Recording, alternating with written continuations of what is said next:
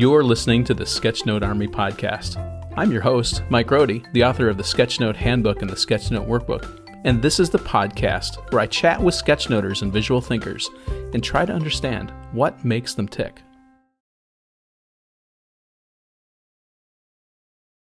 Hey, Mike Rohde here. I'm teaming up with Peachpit to give away 10 prizes in the Sketchnote Handbook 10th birthday giveaway.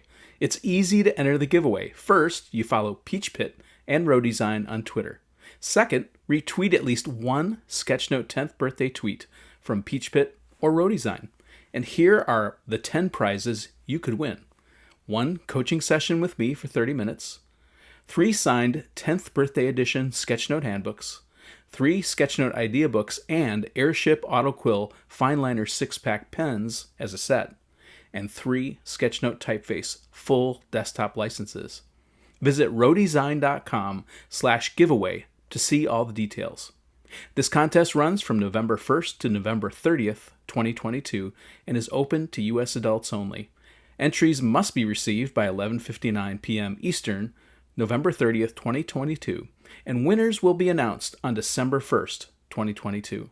See official rules at peachpit.com/happy10. That's peachpit.com/happy10. And now, on with the show. Hey everyone, I'm here with David Neal. David, welcome to the show. Please tell us who you are and what you do. Hey, thank you so much for having me on your show. Yep, my name is David Neal, also known as Reverend Geek on Twitter and different social media platforms. And I am a software developer turned speaker and educator, and nowadays also illustrator. Yeah. If you're listening to the show, I would say one of the things you're going to want to do is go in the show notes and check out the work that David does. I know that I don't know how many years ago this was, David. You did an icon, an avatar for me years ago, just as a gift, and I love that thing. I use it all over the place, and in fact, it's led to, I think one friend of mine reached out and said, "Hey, who did your avatar? I want to get one." I think that was my friend Eric. So, I would just love the style that you have, and I think that translates as well to Sketchnotes, which I happened to see you posted some from an event you were attending, either in person or virtually, on LinkedIn. Mm-hmm. So you're definitely a sketchnoter, an illustrator, and you're definitely right in our wheelhouse with visual thinking. How did you end up in the place that you are? What's your origin story? Where did you start, and how did you end up here? You mentioned IT and software development and stuff. So yeah, so my journey has been, I'm sure, pretty unique. I am not a illustrator or doodler by trade, or haven't done any of that in most of my adult life. So when I was a kid, of course, I doodled on papers. I had a really awesome second grade teacher who, when I doodled on like my spelling tests, she thought it was hilarious and would encourage me. And then my third grade teacher wanted nothing of that. So it kind of squashed some of my excitement about drawing. But I continued to do it when I was a kid up until, I don't know, somewhere around high school. I would doodle on things, but never anything very serious. And so for a long time, I didn't draw at all. I would sometimes draw like a smiley face on my kids' birthday cards or something like that, but that was it. So fast forward, I started out in IT. I'm a software developer. I do a lot of, web-based applications, and I started getting involved in the developer community.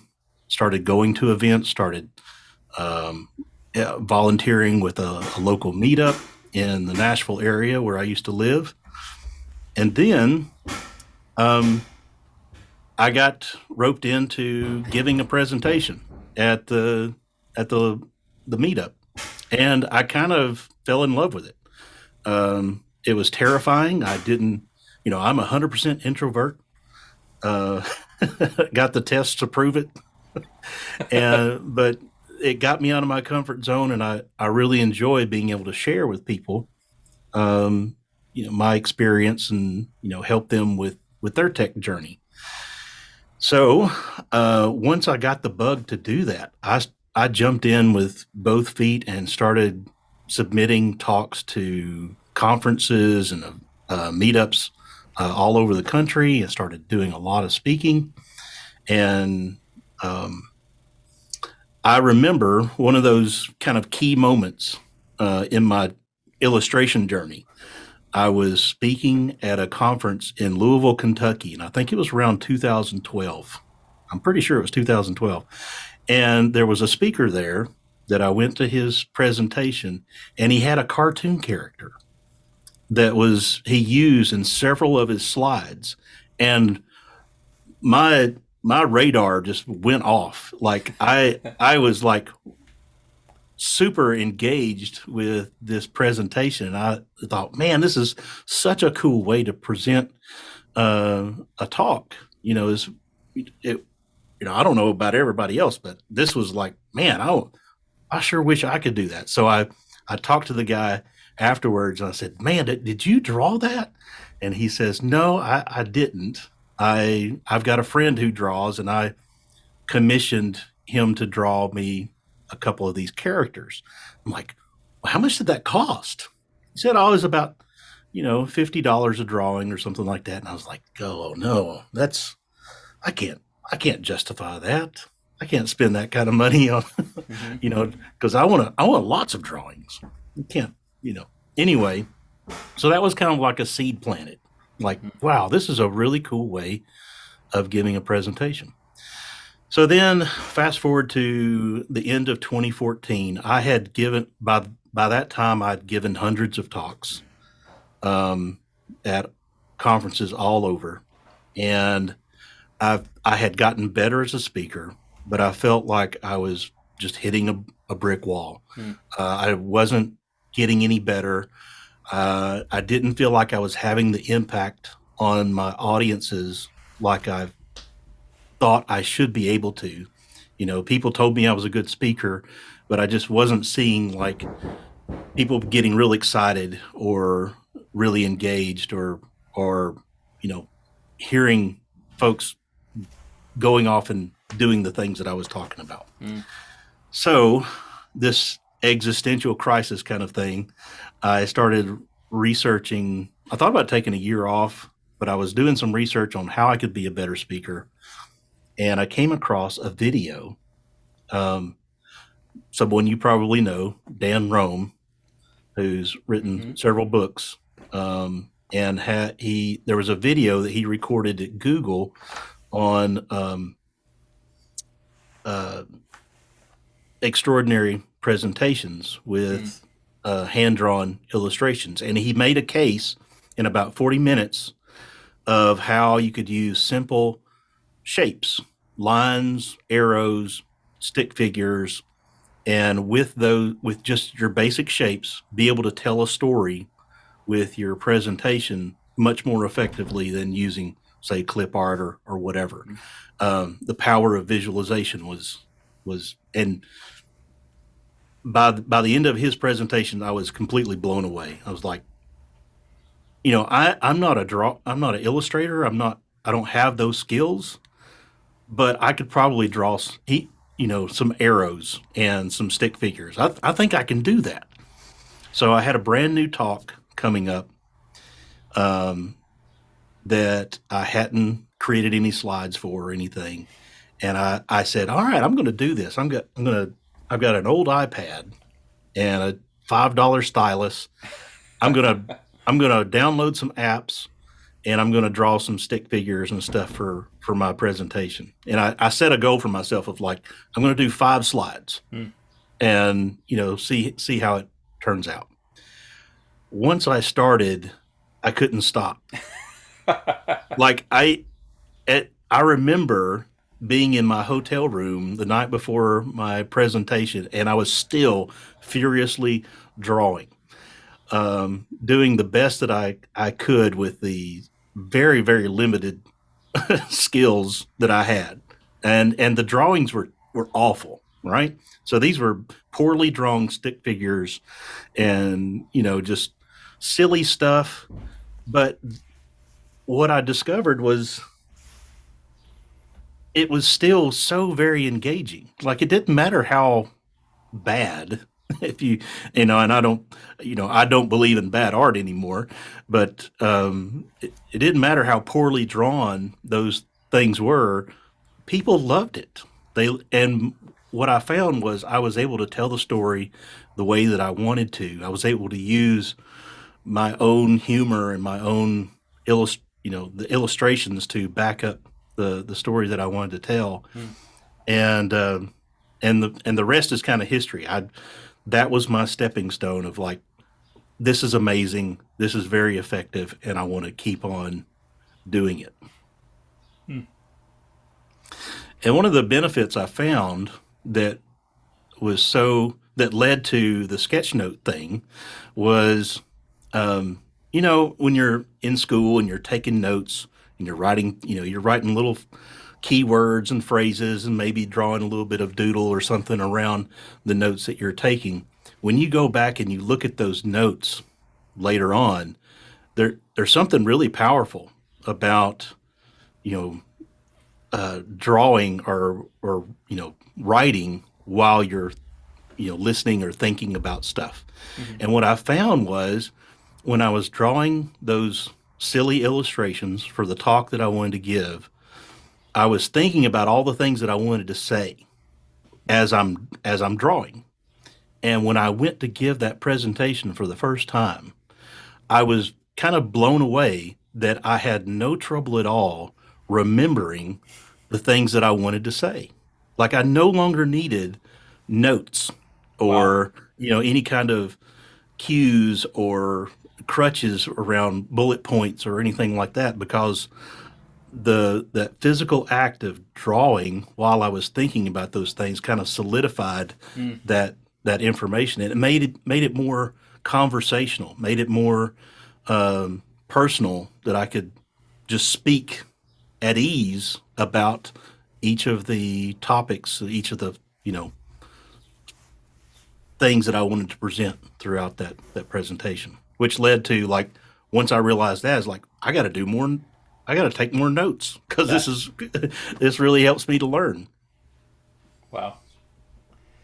And so, how did the reception? So you talked about building it. Now, of course, you gave it. Obviously, drawing it helped you remember and think about the content, so you didn't need notes. What was the reception like from the audience when you gave that talk for the first time? Because that could certainly make or break. Like, man, I put a lot of time into all this stuff. Yeah. If it's just the same thing, you might have quit, right? Obviously, I'm Right. guessing that that's not the case. But tell us a little bit about that. Yeah. Well, that's exactly what happened. Was I, like I said, I had given you know literally probably over 100 presentations at that point, and so I knew within the first 5 minutes that this was a game changer. Mm. The audience was far more engaged.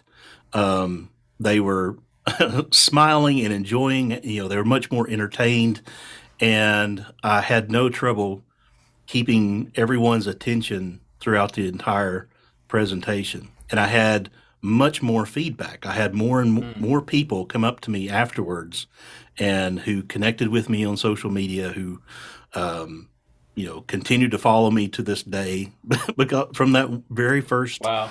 presentation. And so much that at the end of the day of that conference, I'm like walking towards my car and I see this guy running across the parking lot. I'm like, what's that guy up to? And then I realized, hey, he's running at me, you know. And so I got a little worried. What was up? So he runs up to me and he says, "I was in your talk that you gave, and it's the best talk I've ever been to." Wow. And he just starts gushing all these things about how much he enjoyed it and how he wants to be able to do that same kind of thing. He'd love to be able to use illustrations in his presentations. And I almost started crying. Hmm. This guy was saying all this encouragement to me, and I knew, I already knew by that point, but it kind of like was the icing on the cake. Like Yeah. this is a game changer. This is what I'm going to continue to do from here on out. And so every presentation that I've given since, I've tried to incorporate as many hand drawn illustrations as Mm. possible. And in some cases, I've got some talks that I give that are 100%. Every Pretty slide cool. is hand drawn. Hmm. Wow. That's really cool. A couple things that struck me in your story. It felt like pre this specific presentation where you decided to integrate visuals. It was almost like Groundhog Day. You went, Bill Murray wakes up and it's the same day, but he has Hmm. this opportunity to get better, right? So you're obviously building your skills in some areas, but you kind of reached the plateau where it wasn't going to get better unless you did something different. And Yeah, that this was sort of the game changer, like you said. The other thing that struck me is you're probably doing talks at IT and software developer conferences, and you can tell whether you got attention or not because the laptops yeah, are closed, right? Because yeah, everybody's got their laptops and they can get lost doing coding or whatever they yeah. think is more important. So if you get those laptops shut, the more faces you see is a clear indication you got them. Absolutely, Yeah, absolutely. that's really interesting. And so where did that lead you then? So obviously this was a huge thing. You still, it sounds like you still do presentations like this. Hmm. So you're still doing this, but did it branch in other directions? Obviously, I see you do sketchnoting, you do avatars. There's probably other stuff I don't even know that you do related to this. So you're still at the uh, badly drawn quote badly drawn Yeah. images, right? So there had to be because your stuff is not badly drawn, my friend. You have really great skills. Well, So thank you. I want to hear the what is the arc or trajectory from that moment to like now. Tell us Yeah. a little bit about that. So in 2015, the beginning, somewhere around March of 2015, was that pivotal moment Hmm. in my journey. And like I said, I had been drawing for like a week or something like that up until I gave that presentation. I fell in love with it and I wanted to continue doing it. As soon as I got done with that talk and I drove back to Tennessee, I like, what can I do? How can I continue to do this? Because I love doing this. I can't create a new talk every week. That's not feasible. So what do I do now? So again, I have my little iPad, little iPad Air, and my stylus, and I thought, you know what? People seem to enjoy those silly drawings that I created for the presentation. I'm going to create some drawings and just post them on Twitter. Mm-hmm. Stuff that's related to tech. Like not cartoons, but just funny funny things. Maybe try to recreate some memes or try to draw some silly stuff. Of course, some of my passions are around guitars and bacon and poking fun at different pieces of technology and things like that. So I kind of, without even really realizing it at the time, Twitter and other social media became my accountability Mm. partner. I used the that incentive of the feedback that I would get from folks as a motivator for me to continue Mm. drawing more stuff. So I would draw silly things. I'd post them on Twitter. I'd get some reactions. Um, one one of the ones that I ended up drawing was a a picture of Slash, the guitar player, Mm. and the there was a front view of him holding his guitar one way, and I said, "This is forward slash," and then the reverse was backslash. What and the position of the guitar was the same as the forward and backslash on On your the keyboard. keyboard, yeah. And that was like my first viral drawing. Like I got something like 1,200 likes and retweets, and like, man, this is so cool. I even had one guy reach out to me he wanted to buy a print of that and hang it in his office.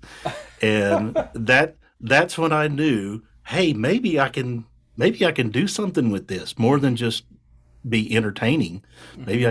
Maybe I can create other illustrations. Mm-hmm. So the avatar thing, that was born from me just trying to do my own avatar. Like I had this. I've got an evolution of my own avatar that I put together at some point. It shows like the first one I drew of myself that looks, very similar to those stick figures that I Yeah. used to do. And then, as it progressively got better and better. And man, I spent so much time, but I would get a lot of cool reactions from that. People would ask me about the avatar that I used on Twitter. And eventually, I decided to take a shot at drawing other people. And when I look back, I'm thinking, "Wow, that was a really poor idea, or executed really poorly." Because maybe some of these people that I drew, may have been a little bit flattered, but the drawings were not flattering at all. But some people liked them, and again, kind of that encouragement as I kept doing it and getting a little bit better. And somewhere along the way, I developed my own style. I wasn't even trying to, or Mm. it was not my intention. It just kind of evolved without even me thinking about it. And eventually, I got uh, confident and good enough at doing it that I want to say it was around 2017. I created a post on on Twitter, and I said, "I'm running a sale from for the next 2 weeks. You can buy an avatar for only $25."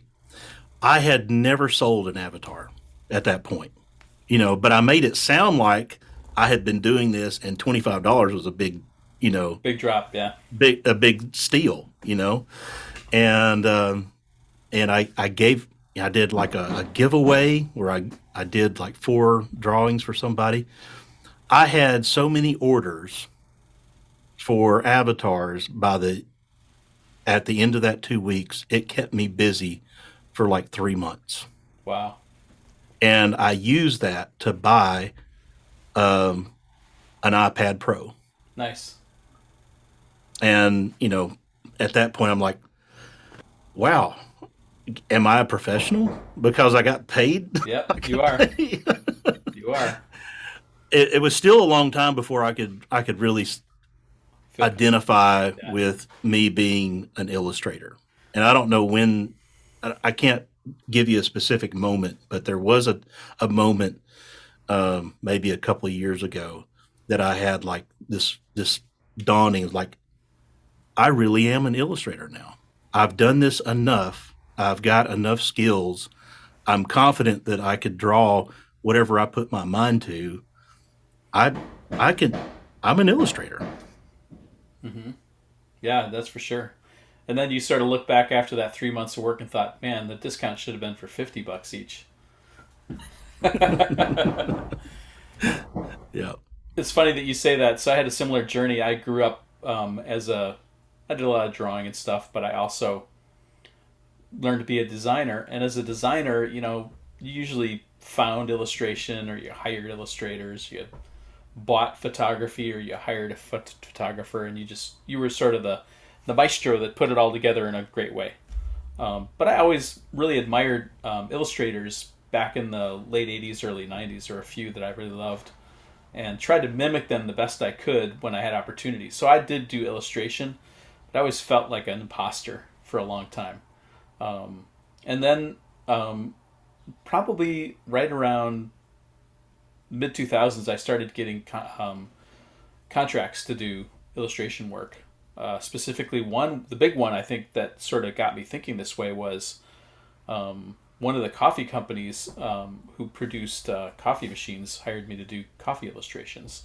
So I did quite an extensive illustration series for them, and that led to, that was about the same time that sketchnoting was starting to take off for me.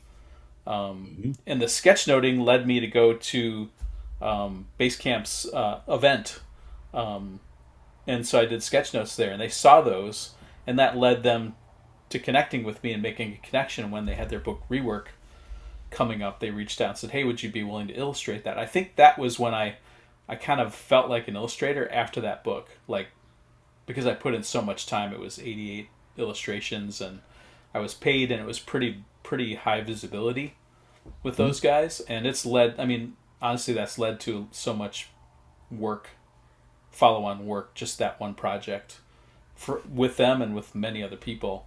But that, I felt like, was my moment where I said, okay, I'm an illustrator now. I've been paid. It's in a best-selling book, and people seem to really like that work. So I think a lot of times, I grew up in the golden age of illustration as a designer, so my conception of what an illustrator was really high, because I knew some really great illustrators. Yeah. And they had amazing skills. Like, I still can't touch those skills. But what I think I realized, and maybe you can speak to this, is it's not that you have there's not some marker or grade that says, well, if you do these 37 things, then you're a professional illustrator. It's like, are you getting paid? Do you have a system? Can you produce work that's communicating in a way that attracts people? Like, Yeah. those are the criteria, right? It's like 3 things or something, right? Yeah. And so if your style is, look at XKCD. He's got a comic that's been running for years, and his style is stick people. Yep. Or, Diary of a Wimpy Kid. There's an illustrator that produced that work, right? That was intentionally that style. Sounds like maybe it was like your presentation style. So if you're listening and you're sort of thinking like, well, I do HR. I'm not an illustrator, just like David and me and you. It really it's more in your mind than anything. It's when you get to the point of deciding that I'm an illustrator. Maybe you're not a full-time illustrator. Maybe it's a side gig. But you can still, when people pay you to do illustration work, you're professional, and now you've got an opportunity to progress in your craft. So, and it sounds like that's sort of exactly what happened to you through just simply loving doing it and playing around.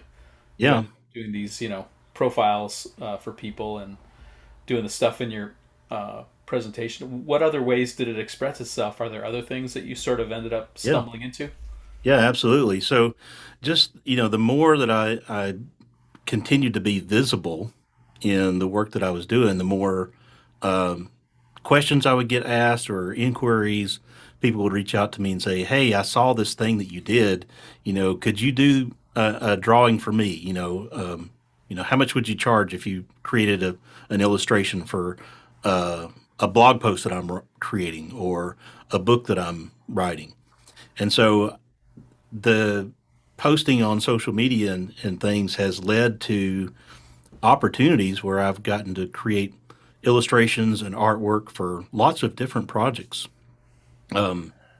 I probably still undersell myself. I don't charge as much as I probably should, but I enjoy the work. I enjoy those opportunities because it's another opportunity for me to learn something new.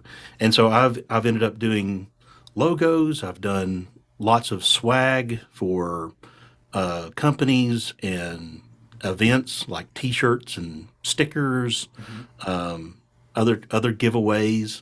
I've done book covers, illustrations for books, and what I've been able to do is I said at the beginning I'm a software developer, but I'm also a software developer turned speaker, and I'm now in a career path where speaking and events and conferences and things are part of my work, where I'm writing content, I'm creating blog posts, I'm creating videos for YouTube, I'm doing streaming, I'm doing lots of activities that are, you know, that community facing, and I've been able to use my illustration skills to complement the work that I'm doing. So, like, I worked at Okta for a couple of years, which is a Mm, security hmm. company. They do sign-on stuff. One of the best pieces of content that I created for them that continues to be one of the most successful pieces of content they have is an illustrated guide to OAuth and OpenID Connect. Mm, And I use, these silly drawings to help people understand the terminology and the flow of how the security works mm, with OAuth when you're signing in with a login or something like that. It's a such a powerful way to communicate. mm. And the sketchnote thing, I was fortunate that as I was speaking and I got better and better as a speaker, I got to speak at events where they had professional sketchnoters or visual graphic recorders, Hmm. visual recorders, whatever the term, you know, they, that's used. I don't know what all the titles are, There's a bunch. but um, I I've been fortunate that I've had several of my talks sketchnoted before live Hmm. before an audience, and I've got one of those hanging on my wall behind me. Mm. Melinda Walker Oh from yeah. one squiggly line. Yep. She's sketched a couple of my talks, and I was, even though I was drawing my slides, I was I had that imposter syndrome, where it's like I know how to do my thing, but what she does or what sketchnoters do is like blowing my mind. It's like, how do you do that? I Yeah. could never do anything like that. And then I checked myself, like, well, maybe you can. Maybe it's just something another skill that you can learn.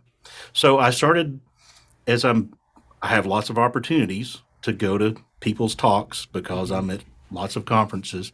I start sketching uh, people's talks and giving them, you know, taking a picture or sending them, because I did a little bit of analog as well as digital, and sending that to them, and people were like, "Oh, this is amazing! This is awesome!" And I'm like, "Well, I'm glad you haven't seen real sketch notes because this is nothing.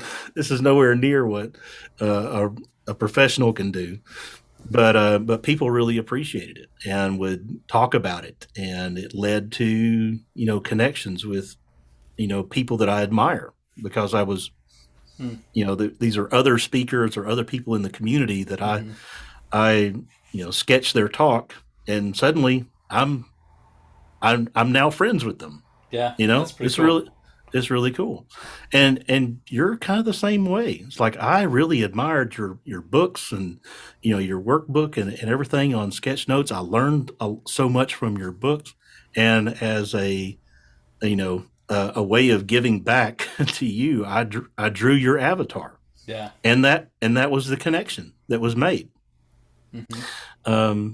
I was so very pleased and still am that you continue to use that Hmm. avatar. My skills have gotten better, but I'm so proud of that one that I drew for you. It seems um, it was one of the better ones from that period of time where I was Yeah. drawing avatars. It's a classic now, David. Yeah, And I think the thing I like about it is you seem to capture, like you found a picture of me when I was smiling and happy. You seem to capture the essence of how I perceive myself. So it's really great to share that uh, in my Twitter account. In fact, I probably should be replying it all over the place, and I just probably haven't thought about it. But yeah, it's really fun. So we'll have, of course, links in the show notes for you if you wanted to see his work and hire David to do your avatar. Sometimes it's nice, even as a designer or a sketchnoter or visualization person, to have somebody else do the work for you, right? Someone who's really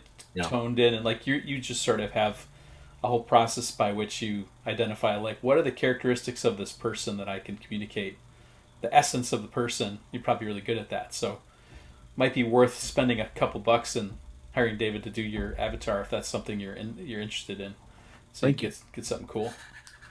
Um, so the sketchnoting thing, as I was creating these free ones, and posting them on social media, that Hmm. got some attention, and that led to some opportunities to do sketchnotes professionally. My first event was a credit union conference. Okay, I know nothing about credit unions, but if you want to pay me to come sketch your speakers and sessions and keynotes, I'm glad to do it. And it turned out pretty good. Like I used my avatar skills to draw an avatar for each of the speakers. Mm-hmm. Then I did that as ahead of time before the talk, right, so that it was done, pretty well. And then, just applying the principles of sketchnoting as I come to learn or, understand them to capture everything. And it turned out pretty good. And I've that led to more opportunities. I did an entire day with MongoDB, which is, in the tech world database. And yeah, I should do more of it. I really enjoy it. Well, that's really great. So it's really fun to see how this the two moments, right? One was seeing someone else with illustrations, and then deciding to do it for yourself. Those two moments really catapulted you into a whole new, I guess you're a whole new career, right? A portion of your career in addition to your speaking. But I mean, it seems like it's touched everything, which is pretty cool. Yeah, it's part of everything that I do now. There's not a part of my even if I'm writing code, I will figure out some way eventually to use a hand drawn illustration, either as the in documentation, or something, because I just feel like it's such a great way to communicate. Well, that's really great. I love hearing these stories, and appreciate you sharing yours. I would love to hear what's something that you're working on right now that gets you really excited that you're able to talk about that's not under NDA or secret or something. Yeah. So I just finished an event in San Francisco with the company that I work for now. I work for a company called Pluralsight that does video training. And when I joined the company, I joined as a developer advocate, which is the kind of work that I do now.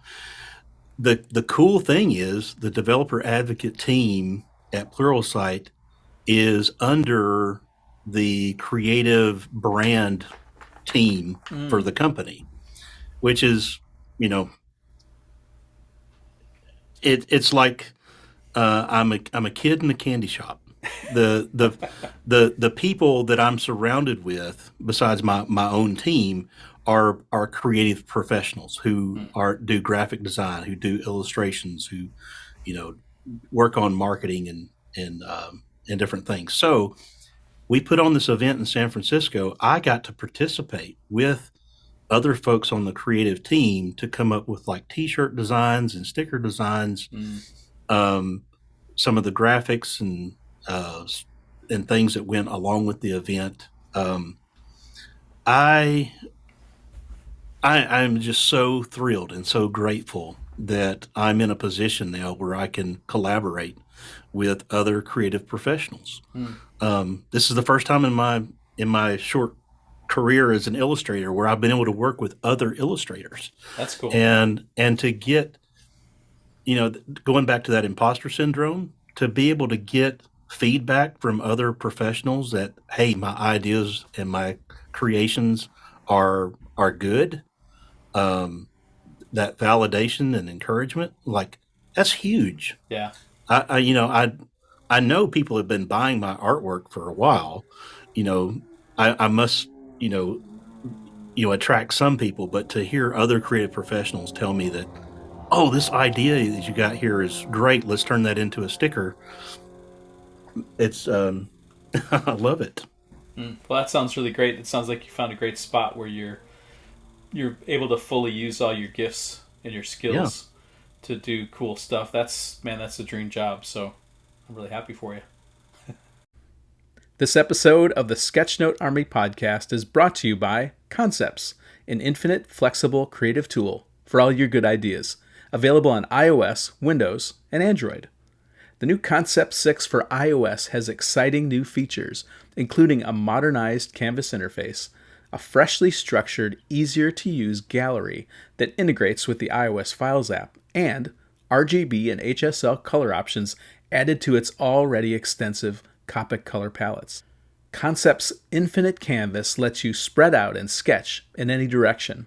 Draw and take notes with liquid pens, markers, and brushes in your favorite colors. Everything you draw in Concepts is a flexible vector, so you can move your notes around the canvas or change their color, tool, or size with simple gestures. Drag and drop images onto the canvas and use layers and grids to organize your creative space. When you're ready to share, export straight to your friends or team. Search Concepts in your favorite app store for infinite, flexible sketching. So I want to shift again. Let's shift to tips. This is my favorite part of the podcast, and that is, so I'll frame it for you. Someone's listening. They're into visual thinking, whatever that means. Sketchnoting, just sketching, drawing. They feel like they're kind of on a plateau, and they need a little encouragement from you, David, to be inspired to keep climbing, to keep going up. What would be 3 things you might tell that person that would encourage them and help them make the next step? So this is what I love to be able to do now because I've been on this journey for a few years and I've looked back and I've seen how my skills have evolved and gotten Mm-hmm. better over time. I've got a story that I love to include in some of my talks that's how I get started with drawing. I've drawn some slides. The illustrations are terrible. And then maybe a year later or 2 years later, I'm giving the same talk, and I'm thinking, you know what, I can probably do a little bit better job with these illustrations than I did when I originally created them. I'm going to try recreating one of these. Mm. So I have this side by side comparison of the ShamWow meme guy. He's like Yeah. holding the thing, like, hey, looky here. And so I have the original drawing of that, and then I have the one that I created, um, recreated. And when you put those side by side, I was blown away. I was like, I can't believe how far I've come. Wow. And so the story that I wanted, or the things that I want to say to people to encourage them is, one, it's a long game, and it's your skills are going to improve if you do these things. And the things that you need to do are, one, you need to practice. Practice may seem boring and tedious at times, but find some way to make it a regular thing. For me, Twitter and social media were like I said, an accountability partner. Mm-hmm. I use them to motivate me to create more things. But I've also, found ways of like motivating myself. Like I'm gonna commit to creating a inspirational quote. I'm gonna illustrate a quote every day for the month of August. So day one, I find a quote and I illustrate it. By the end of that month, your approach to how you do those drawings, how you illustrate your lettering, how everything about it is going to evolve, and you will look back over the last 30 days and go, "Wow, I I would not have expected just spending 10-15 minutes a day doing this, I would have improved this much." But you will find yourself improving. So, Mm. number one is practice. Number two is determination. Keeping at it and not giving up. And three is forgiveness. Mm. You need to be able to forgive yourself. Um, like you're not going to be able to do everything the first time, or the first time you try something new. You're not going to be that great at it. You've got to give yourself uh, some room for error, for to be patient with yourself, to be forgiving of yourself, and say, okay, that was the first attempt. Let's try it again and keep doing it. I have used in my personal journey my engineering and analytic skills as an approach to drawing.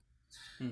And what I have done, sometimes without even thinking about it, is I'm using my engineering side of my brain to say, okay, I really admire this person's work. They're doing something that I wish I could do, or wish I could emulate, or wish I could do something similar to. Mm-hmm. I don't have the same skills or the same creativity that they have. But how can I reverse engineer what they've done? Yeah. How can I decompose based on my current skill set, my knowledge, what things I know about illustration today? How could I attempt to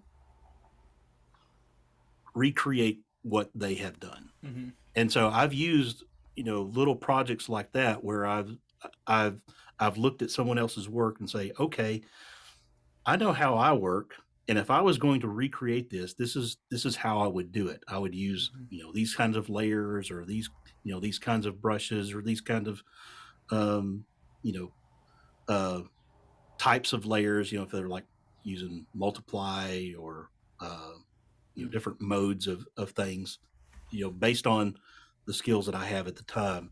How would I reproduce that? And that has led to some discoveries of, like, Mm-hmm. I don't know yet how to do that kind of thing. And okay, I'll come up with my own way. So I'm completely self-taught. I don't I've never taken a course outside of, like reading your book and a Yeah. few other folks on how to do sketch notes. I've never taken any formal Mm. art classes or anything. So I've probably done it the hard way. Okay. I've figured out things like uh, shading and color theory and things that probably I should have taken some classes or watched some videos on. But it's you know it's all part of the journey. Mm. Wow, that's not that. Those are great tips. Thanks, David. Very encouraging. Especially, I like the one forgiveness. I often use the word grace. Give yourself Mhm. grace, because you have expectations about where you should be, and you're not there. And if you let that gap get you down, you're just never going to progress. You just got to not focus on that and focus on where you are. And things take time. It takes time to and experimentation to get it right, and that should be part of the process and accounted for. So Yeah. these are really great. So David, tell us, where can we find you so we can see all your work and follow you. What, obviously you're on Twitter, but what are some other social media? Do you have a website that we should go to? Yeah. What's the best place to reach you? Yeah. So I do have a website, reverentgeek.com. So I'm Reverent Geek on pretty much everything. Instagram, Twitter. Um, you can find me on LinkedIn, although I don't do a whole lot of don't post a whole lot of illustrations on LinkedIn, but I do occasionally. But Instagram is especially uh, most artwork. Twitter is kind of a mix of art and tech, Mm-hmm. uh, geeky stuff. And then on my website, reverentgeek.com, I've got some portfolios pages set up where you can see not only some of my avatars, but I've got a section on sketch notes. I've got a page for like graphic design and illustrations that Mm. I've done, swag that I've designed, or logos and t-shirts and things Mm. like that. So you Okay. can you can find a little bit of everything on my website. Gotcha. Well, it's funny. I've done this podcast like, I don't know, a million times, and I've somehow gotten ahead of myself and forgot to ask you about tools. So let's do that before we wrap it Yeah. up. We'll wrap it up after this. So start with analog. I assume you'd still use paper and pen and pencil, and so talk about drawing tools. Talk about notebooks, paper. What are the things that you like to use when you do analog work? Yeah. Well, I hate to disappoint you, but I do almost everything digital. Wow. Um, that was my introduction right? So Yeah, that's true. when I gave my first presentation, I used an iPad to create these terrible drawings, and it kind of stuck. I found that I really enjoyed being able to undo Right. my last thing, Total control. instead of erasing, Hmm. which does have its drawbacks too. Now I've gone back and said, okay, now that I have these skills on digital, how can I learn a little bit how to do this analog as well? So I do have some Sketchnote books. I've got my favorite pen is the Pilot Precise V5 Mm-hmm. Extra Fine, Mm-hmm. personally, and I use Sharpies. I've got a collection of different colored Sharpies and other uh, alcohol based things. And but the only time I ever use those is when I want to create uh, a card, Mm-hmm. like for someone in my family, Mm-hmm. personalized illustration. I've created a few here and there Mm-hmm. for to hang on the wall or whatever. But Mm-hmm. every time I do something analog, I'm wishing, dang, I wish I I could can undo. undo that last thing. Yeah, that's really funny. So it seems like you mentioned that you bought an iPad Pro with the proceeds from doing all the Mhm. avatars, and a pencil, I assume. What is the tool of choice that you like to use? Well, nowadays it's mostly Procreate, Mm-hmm. but when I started, I used an app called Sketches Pro Oh by yeah. Taya Sui. Mm-hmm.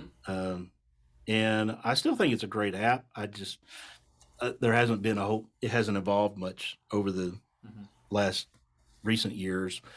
But as far as like, I still think it's a great app to learn on because it's more simplified. The Mm-hmm. tools are easier to understand. Less features, or yeah, less Constrained. Yeah. features. The constraints is a good thing. Yes. That is a feature. Yeah. So I think when somebody's learning how to draw digitally, I think the constraint of an app like Sketches Pro is a good thing, and I still recommend it to people who are getting started Mm-hmm. because I think it's a good place to start. Yeah. Uh, I pro, pro totally the agree. only yeah, but of course there's lots and lots of videos on YouTube for Procreate. Yeah. So and brushes and all that kind of ecosystem around Procreate. So there's definitely advantages to that too. Mm-hmm. In the last few years, I've also become a fan of Affinity. Mm. So like Affinity Designer, Affinity Photo, Affinity Publisher, and I've used mostly Affinity Designer on both the iPad and desktop to do some of that graphics illustration work that's Mm-hmm. not anything that's like vector based that's not hand drawn. Mm-hmm. Yeah. Wow. Well, that's a great tool set, and it's kind of interesting that you're pure digital. We've run across a few people that are like that, and it makes sense in knowing your story and the way you began that would be your kind of your natural place to be. And I mean, the tools are so powerful now. There's no reason why not to be. So Yeah. that's really great. I keep thinking, well, it might be handy to have a sketchbook with me and be able to sketch things and then I'll do it digitally later. But I feel just as comfortable or more comfortable sketching and, coming up with ideas on the iPad. Yeah, So, maybe you need to have a sale on your profile pics, and then buy yourself one of these iPad Minis. It does work with a pencil, so you could carry that around like your little sketchbook. yeah, I would love to try that. I've always had the largest The big guy. iPad, and I'm kind of been wondering how would I feel about using a smaller device? Hmm. Would it be frustrating, or would it actually be like that constraint thing? Would it Right. actually help me to do things better, other different things? Yeah, I've run an 11-inch and picked one up last year because I needed it for different purposes, and it actually works really well. I mean, the thing about digital drawing is you're doing so much zooming in and stuff. Like at Hmm. some point, it's just a portal into your drawing, right? So you just zoom into the detail you want and zoom back out. Right. So for a portability, if you just want to travel with it or want to go to the cafe and not drag your whole rig along, you can throw that in a pencil in your bag and you're good to go. It's almost like really the equivalent of a sketchbook. So for you as a pure digital guy, that might be a really interesting tool. One other tool that I recommend for folks to check out is Concepts, the app Concepts, because for a couple of reasons. One is it's available on pretty much every platform. So you can get it for Windows if you're using like a Surface device, and the technology on Windows machines is great. It's usually the apps that are lacking compared to iOS. But Concepts is available on every platform, and Concepts has an infinite canvas. So you're not constrained to a particular canvas size. It's, as far out as you want to, continue to draw, you can. And that lends itself to being a great platform for doing sketch notes, because digitally, you've got this,